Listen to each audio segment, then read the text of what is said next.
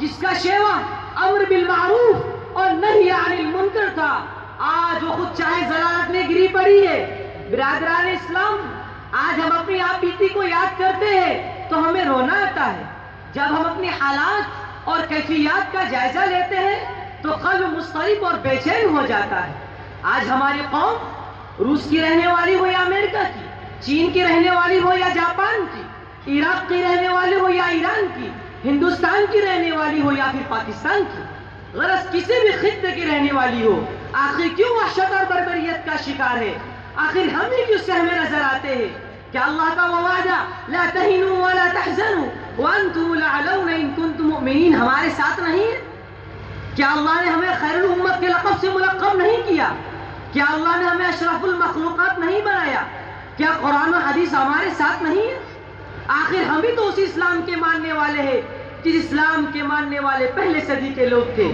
اسلام ہی نے حضرت ابو بکر جیسے مخلص، حضرت عمر جیسے جری، حضرت عثمان جیسے پاک باز، حضرت علی جیسے شجاع، حضرت خالد بن ولید جیسے جنگ آزمودہ، صلاح الدین ایوبی جیسے فاتح بیت المقدس اور شاہ اسماعیل جیسے دشمنان کفار پیدا کیے۔ آخر ہم بھی تو اسی اسلام کے ماننے والے ہیں، لیکن ہماری دعائیں اثر یہ نہیں کرتی۔ اس کی کیا وجہ ہے؟ مسلمانوں، ذرا عقل سلیم کا استعمال کرو اور سوچو آخر ایسا کیوں ہے؟ تو یہ بات روز روشن کی طرح آیا ہو جائیں گی کہ تمام آفات و مصائب، قہر و عذاب ہم پر نازل ہو رہے ہیں، یہ ہماری کرتوتوں کا نتیجہ ہے، جس کی صراحت خود قرآن کریم کر رہا ہے۔ وَمَا أَصَابَكُم مِّن مُّصِيبَةٍ فَبِمَا كَسَبَتْ أَيْدِيكُمْ۔ وہ اس طرح کہ ہم نے قرآن کریم کو بالائے طاق رکھ دیا، آپسی قوت و بھائی چارگی کو پسے پشت ڈال دیا، باہمی اتحاد اتفاق کی بجائے افتراق و انتشار برپا کیا، شیطان سے بظاہر دشمنی کی لیکن بباطن دوستی برقرار رکھی، عشق رسول کا دعوت تو کیا مگر فرمودات کو ٹھکرا دیا۔ ہم مردوں کو روز دفن کرتے ہیں لیکن اس سے سبق حاصل نہیں کرتے، جہنم سے ہمیشہ خوف کھاتے ہیں لیکن اس سے بچنے کے لیے عمل صالح نہیں کرتے جو کہ حصول جنت کا ذریعہ ہے۔ مٹا دی ہم نے اسلاف سے جو میراث پائی تھی، مٹا دی ہم نے اسلاف سے جو میراث پائی تھی، سریا سے زمین پر آسمان نے ہم کو دے مارا۔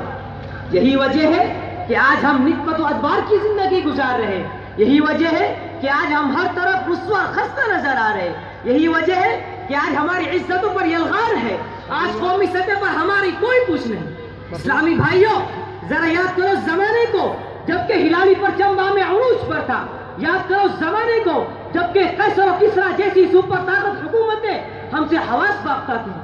اعدائے اسلام ہمارا تذکرہ سن کے لرز جاتے تھے اور دنیا ہماری شہرت و نام سن کر مخبوط الحواس تھی۔ الغرض ہم جہاں بھی گئے کامیابی اور کامرانی نے ہماری قدم بوسی کی، ہم نے جدھر بھی رخ کیا فتح و ظفر نے بڑھ کر ہمارا استقبال کیا۔ توحید و سنت کے مت والو، ذرا یاد تو کرو کہ ان صالحین کے پاس وہ کون سی ایڈی میں طاقت تھی جس سے وہ ساری دنیا پر قابض تھے؟ ان کے پاس وہ کون سا اسلحہ تھا جس سے سارا کائنات عالم ان کے زیر نگی تھا؟ نہیں مسلمانوں، ان کے پاس کچھ نہیں تھا، ہاں تھی تو صرف ایک چیز، ایمانی جذبہ، قرآنی تعلیم، آپسی اخوت و بھائی چارگی۔ یہی وجہ ہے کہ وہ جو بھی کام کرتے تھے ایمان کی روشنی میں، قرآن کی طاقت سے، اسی سبب خاص وہ معزز تھے۔ وہ معزز تھے زمانے میں مسلمان ہو کر، وہ معزز تھے زمانے میں مسلمان ہو کر، اور ہم خار ہوئے تاریخ قرآن ہو کر۔ مسلمانوں، کب تک تم اس طرح بے چین رہ کر زندگی گزارو گے؟ کب تک تم اپنی ماؤں اور بہنوں کی عزتوں کو لوٹتا ہوا دیکھتے رہو گے؟ کب تک تم اپنی عزتوں کو کب تک تم اپنی ماؤں اور بہنوں کی عزتوں کو لوٹتا ہوا دیکھتے رہو گے؟ کیا آسام، کشمیر، گجرات اور مظفر نگر کے قتل کے واقعات نے تمہاری آنکھیں نہیں کھولی؟ کتنے بچے یتیم اور بیویاں بیوہ ہوئی، کتنے عزتوں پر حملے ہوئے۔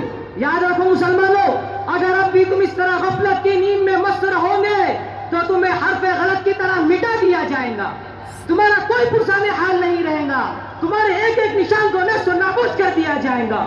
تم بہت سو چکے ہو، اس وقت پوری امت سسک رہی ہے۔ اگر تم نے اپنے ضمیر کو بیدار نہیں کیا تو جان لو تم بھی قہر الہی میں پھنس جاؤ گے۔ انسانیت چیخ چیخ کر پکار رہی ہے، اٹھو، ظلم و تعدی کفر شرک کی گھنگور گھٹاؤ کو اس صفحے ہستی سے مٹا دو اور پورے معاشرے کو ایک اسلامی سانچے میں ڈھالو۔ بحر ہے بے چین کشتی ڈال دے لنگر اٹھا، بحر ہے بے چین کشتی ڈال دے لنگر اٹھا، تاج شاہی منتظر ہے اے مسلمان سر اٹھا۔ مسلمانوں، اگر آپ اور اپنے ایک شعر پر میں اپنی تقریر ختم کرتا ہوں۔